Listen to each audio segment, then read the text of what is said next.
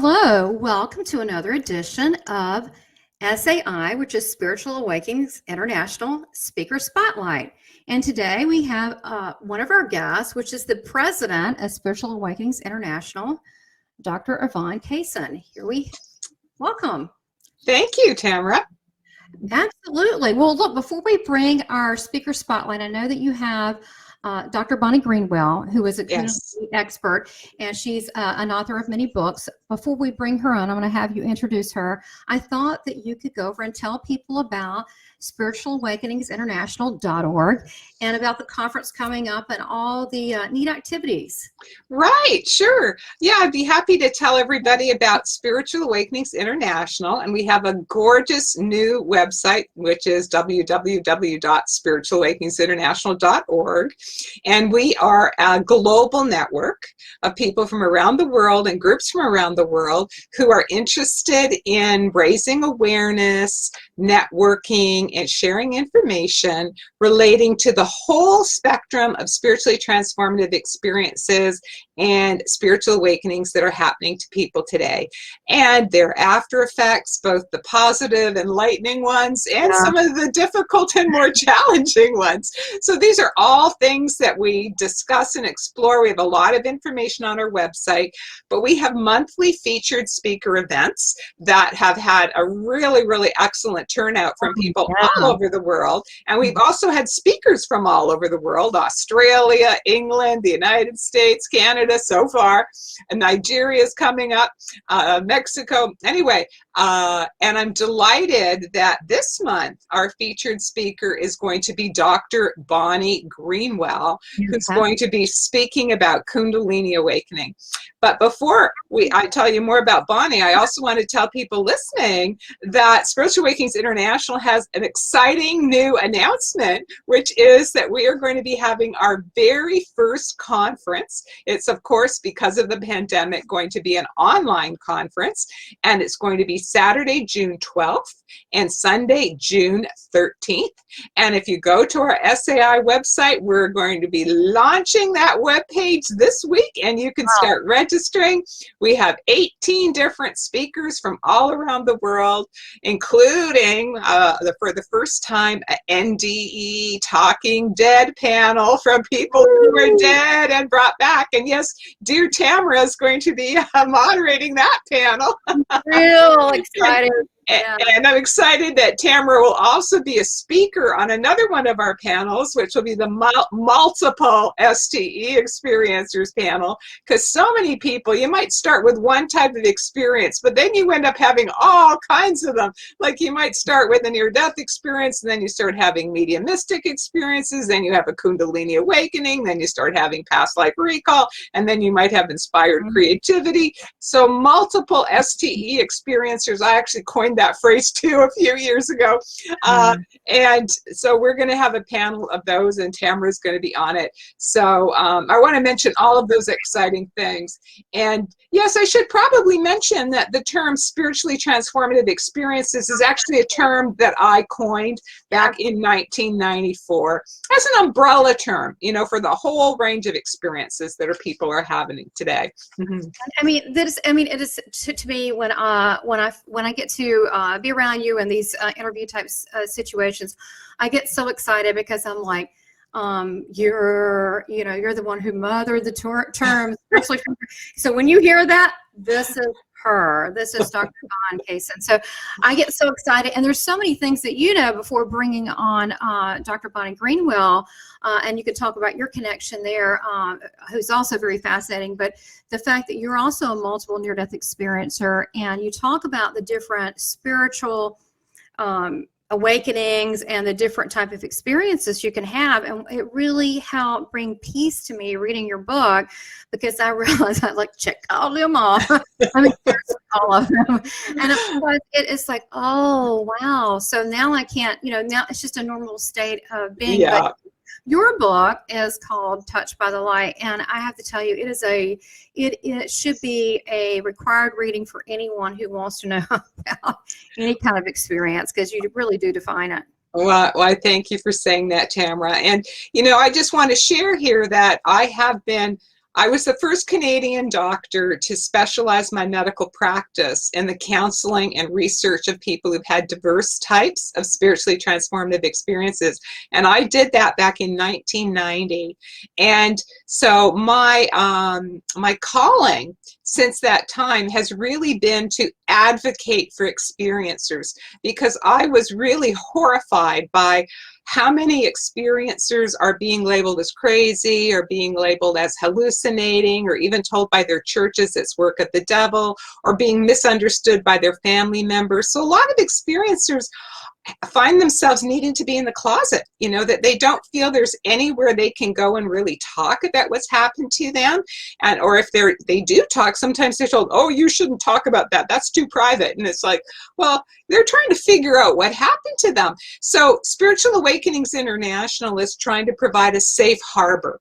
So it's a place where experiencers can go and feel safe, because you're among other experiencers. I myself am a multiple STE experiencer. And my journey actually started with the Kundalini Awakening. And so I'm absolutely delighted that this month on March 20th, our speaker is one of the co-founders of the Kundalini Research Network, a longtime friend of mine, Dr. Bonnie Greenwell.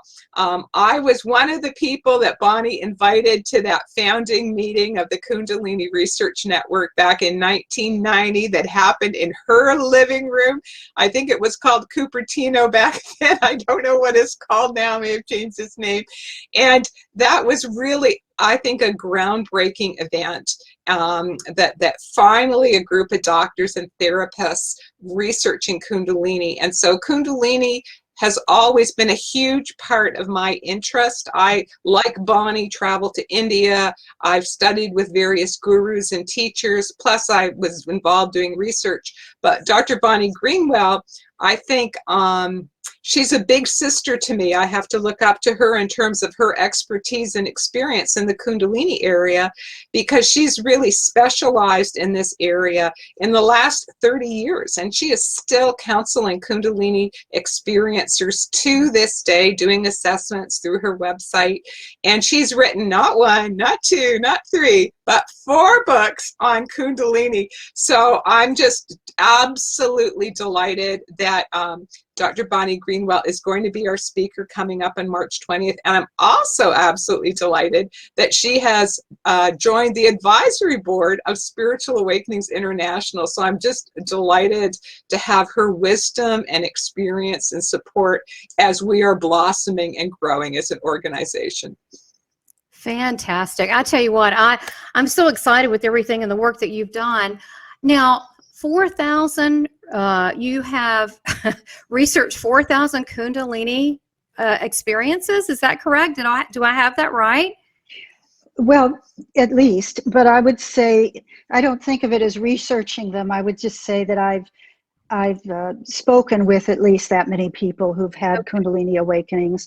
And when I do counseling or assessments with people, I have them fill out rather in-depth questionnaires first. So I have a lot of background and information about many ways that Kundalini activates, how it impacts various people, the background history of those people, their spiritual orientation, what practices have helped them, that type of thing. And so the books I've written have been based on that collection of data that has come from the many wonderful people who've talked with me over the years about their experiences.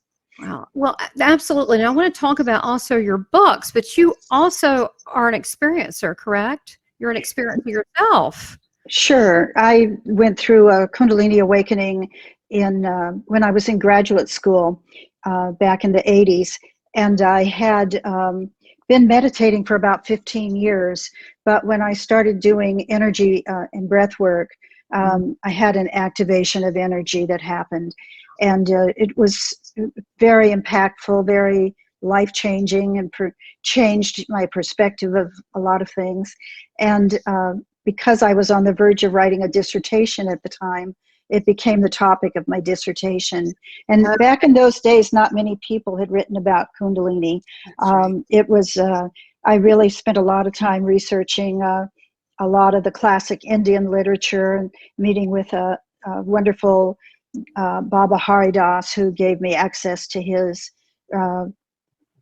material he had written that wasn't published, and let me take his yoga teacher training to learn the classic perspective. And so after I did my dissertation, I decided, since I had spent all that time putting that book together, I might as well turn it into a book that would help someone else. And so I put together a book that was called Energies of Transformation, a guide to the Kundalini process. And during that time, the Spiritual Emergence Network decided to hold a big conference on Kundalini. And so that's why Yvonne was coming to California, and many other people, to be in that conference. And that's why I connected with people that were going to be attending that were professionals, to get together and see if we couldn't form a network, which we did during those days. So you're both, I mean, wow. So what a amazing, history, and to learn how you both kind of dovetailed with your information, your knowledge. And I mean, you're both pioneers. Both of you need to have cowboy hats on. You know what else is interesting, Tamara, is that the internet didn't exist then, and we still all managed to work it out and find each other. And it definitely was a pioneering effort. Yes, it was. And very, very exciting, because as anybody who's had these experiences knows, it's always wonderful to meet other people that you can talk to about them. Yeah. And so for all of us, I think it was a real gathering of sincere people who really wanted to help others who were in this process. Mm-hmm. Well, absolutely. It seems, I mean, there's definitely a passion with both of you. This is a part of who you are, but the fact that you're both very educated doctors, authors, you give credence to people that have had experiences that are not ashamed by publishing the works that you both have. So I want to ask you, and I do want to get into the different books and why they were written, and also a little teaser what you're going to talk about at the SAI speaker, the actual speaker presentation. This is just a little teaser. I want to talk about how this was the Kundalini Research Network started. You started this together. How did that happen? Well, it just happened because a group of us were going to be at this conference, which actually attracted about 500 people. And we gathered, I connected and phoned about a dozen people who I knew had written books on the subject, or who had done other research that I was aware of, and invited them to my home. And we just got together and decided to form the network. And at your home? That's a no, about a dozen. About a dozen at my home. The 500 were at Asilomar, which is a beautiful conference center in California. This was only about a dozen people. And so we existed. It's not really functioning anymore, so I don't want to spend a lot of time promoting it. But for about 6 years, we held conferences in the United States and in England and I just don't even remember where all. Oh, Germany. We had one in the Black Forest. And Canada. That's right. And so actually, till 2000, about. We were really thriving for a while, and it was really wonderful. And then at one point, I moved on and became more involved in another organization that is was founded by Ajay Shanti, who's a non-dual teacher. And so really what I do now and what I talk about now is kind of the whole spectrum of an awakening process, and how Kundalini is the energizing aspect of it, that Kundalini is our life force. When it rises through the body, it brings about a lot of changes, a lot of it's a clearing out process. It's a transformative process, but just as you know, if you're going to remodel your home, you have to clear everything out first. That seems to be the way Kundalini works. And so there's a gradual evolving of experiences and changes and releases and letting go. It can go on for quite a long while and bring up a lot of very unusual symptoms that usually is why people feel concerned and start calling me or whomever they can find to ask about it.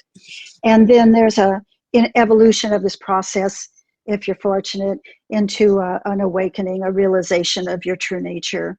And so what I'd like to talk about in this conference is really, or on the 20th, is this progression and how to nurture this energy process so that one moves into an awakening of consciousness.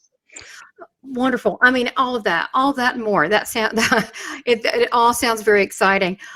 Take us, just give us little tidbits. And I know you said what you're going to be talking about. Can you kind of get a couple highlights of what you might, they're going to have to stay tuned to actually listen to you speak, which I will say that the SAI speaker spotlights, not the spotlights, but the actual speaking, the 20th, they're phenomenal. I mean, you have question and answer. You have all sorts of people all over the globe participating, including very high-level people, names you might recognize.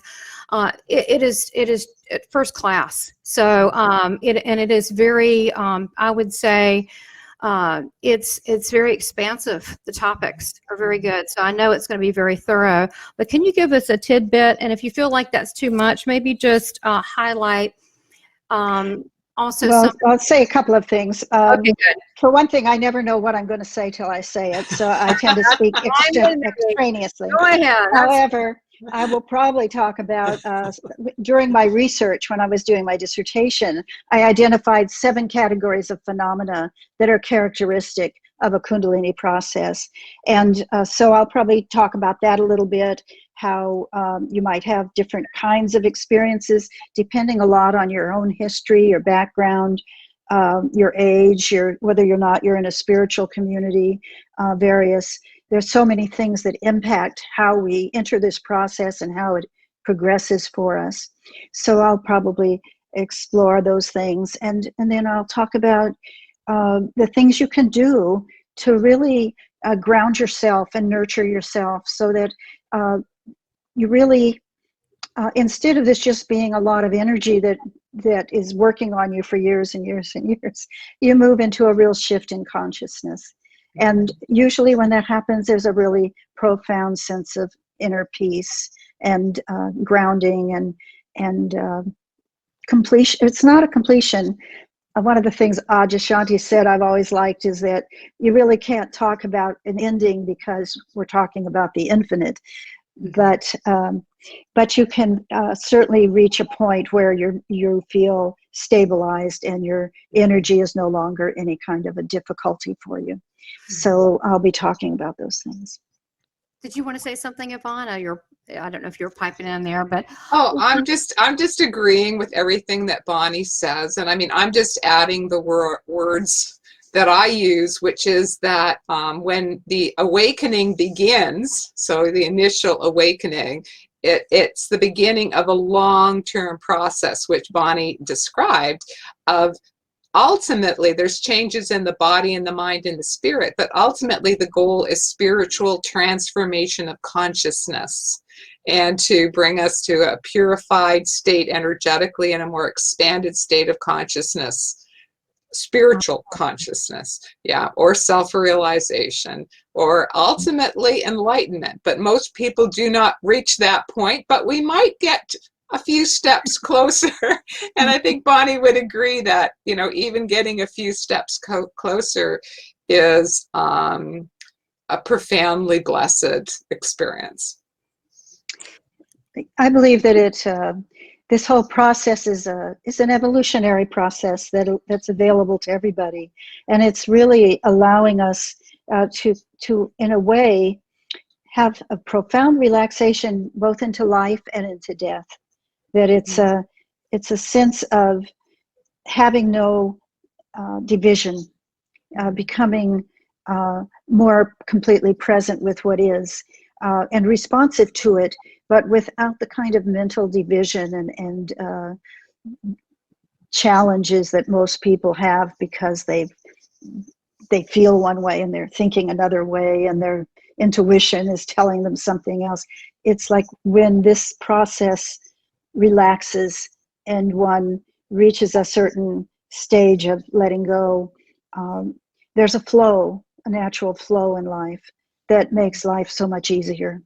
I love that, what you said. There's two words that stand out that sound terrific. First of all, well, let's say three. Awakening, and then it sounds like an alignment, but also the word purity. It sounds like it's a purification process, so you can listen and be better.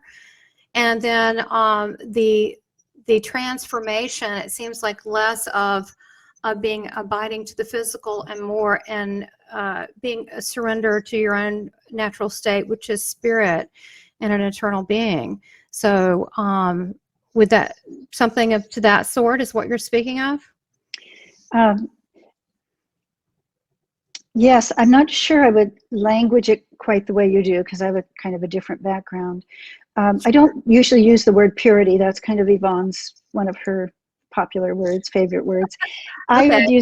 I think of it more as a deconstruction, frankly. It's a deconstruction of your way of thinking about who you are and all the conditioning that you've carried all your life. And all those things become irrelevant. They're still there. It's not like you've forgotten them, but they're not controlling and dominating your life anymore. And so there's a freedom and an openness that emerges. And that's what puts you into the flow. But the reason I don't like the word purity as much is because it's been so associated with Christian teachings about having that you're good and you're even perfect if you're just pure. I was raised Catholic, where even when you were in the 7 years old, you could be impure. It was not a pleasant word for me. So I think of it much more as getting clear, getting free of your conditioning and your patterning and also it's not about transcending your body. Ultimately, whatever transcendent wisdom you have has to become embodied in your life. And so it's actually a bringing the two, the form and the formlessness together in a way that is in a natural flow of life. That's how it feels for me, how I would look at it. That's absolutely beautiful. But you know what? It's funny. It's really cute. I don't know if you even realized it. You were talking about how people's, when they have this awakening, and now everything that they and I'm using my words, that they thought was so, now they're questioning, like, well, what's all that? You're saying deconstructed.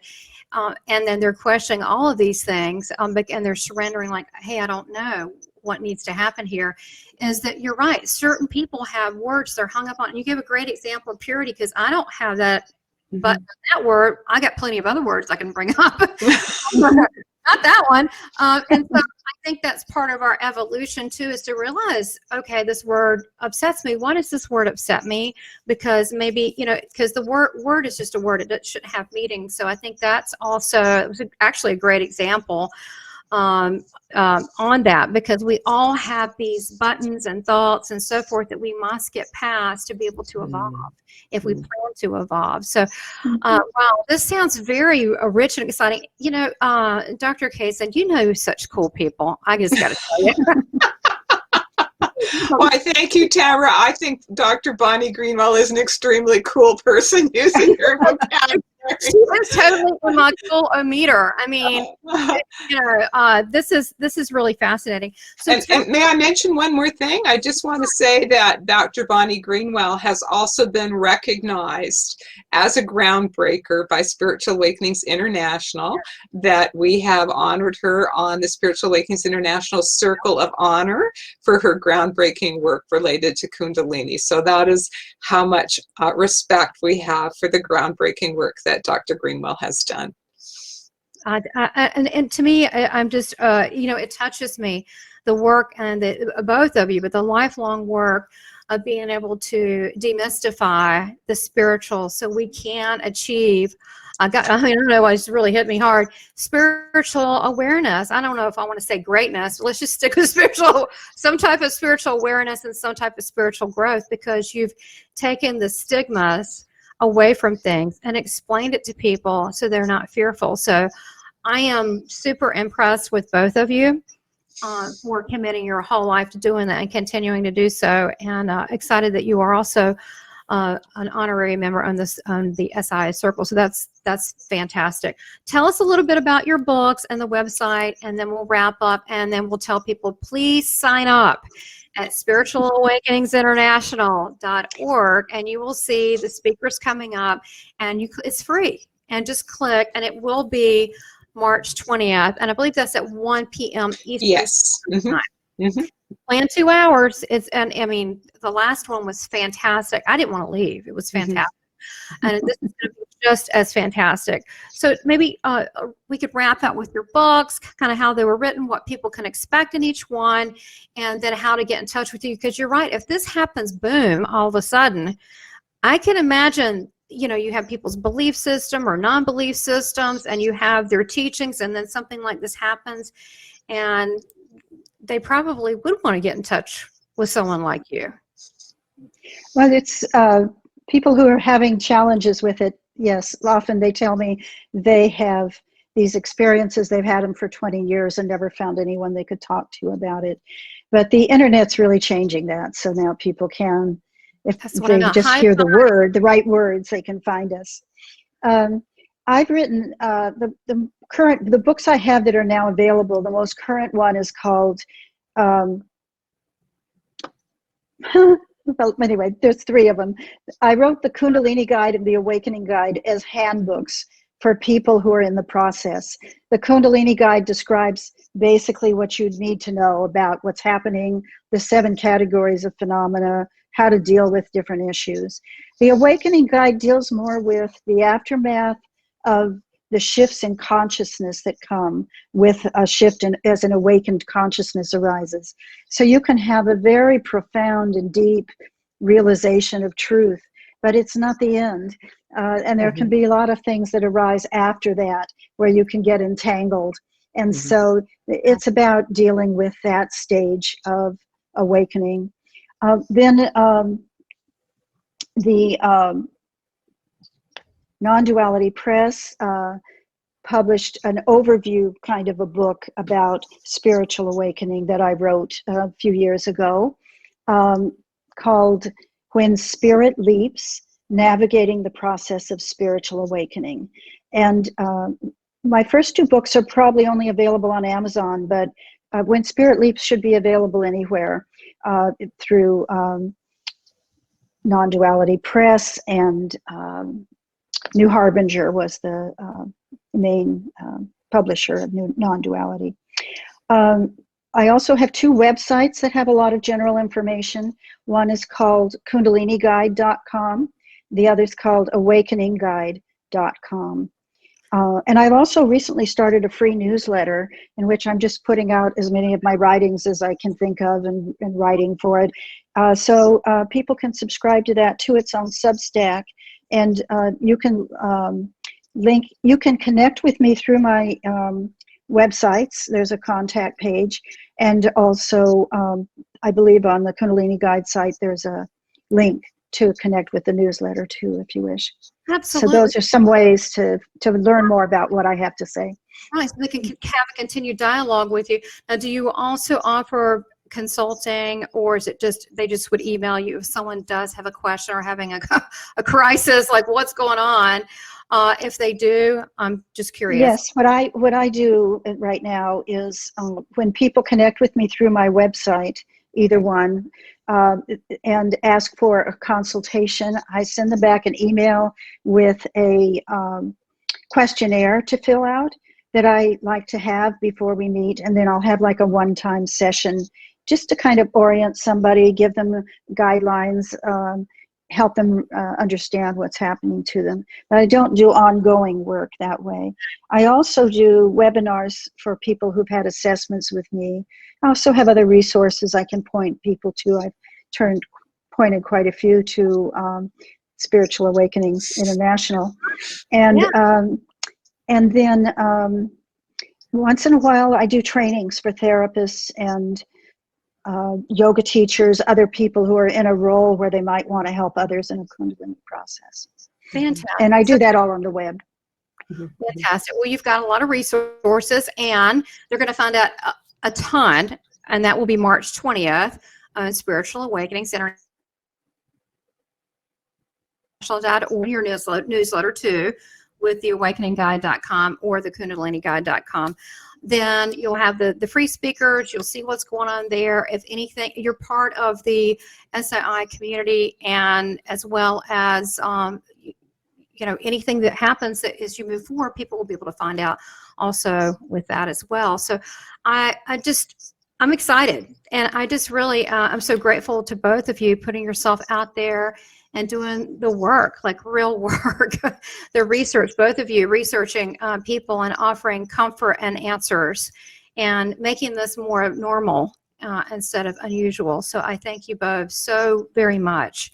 And that's what I want to pitch SAI finally. The conference is coming up in June. Now, part of the reason that I connected with Spiritual Awakenings International is because they're creating this safe harbor and for experiencers, whether it's spiritually transformed experiencers, near-death experiences, or just truth seekers. But it's a safe community where you can get the answers that you need. And I feel the same way with Forrest, my Seeking Heaven channel, not only for the speakers, but the people watching. So it's important that we, as we grow spiritually, that we grow together, because we're unified. We're in this together. There's really no way how to do this thing together. Yay, team. So thank you so much, Dr. Bonnie Greenwell and Dr. Yvonne Kason. Thank you both so very much for today. Thank you. Thank you, Tamara. Thanks, Tamara.